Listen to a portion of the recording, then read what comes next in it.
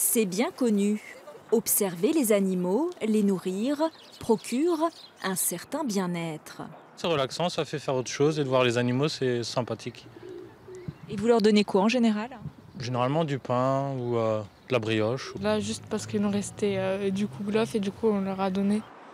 Mais ce peut être carrément fatal. La semaine dernière encore, l'hécatombe dans le canal de l'île à Erstein. Une trentaine de cygnes ont été retrouvés morts. En cause, le nourrissage au pain, à proscrire absolument.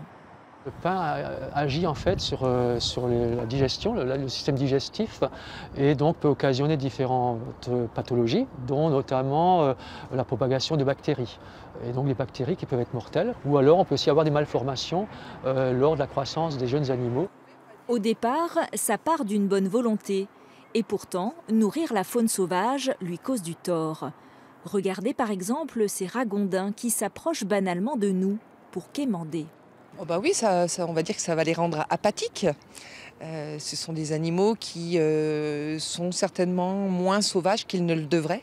Le fait de donner du pain aux petits va les empêcher d'apprendre à chasser eux-mêmes, à trouver eux-mêmes leur nourriture. Donc on est complètement contre-productif. Les animaux sauvages devraient s'approvisionner tout seuls dans la nature. Mais si vraiment on tient à les aider un peu, voici les bons aliments.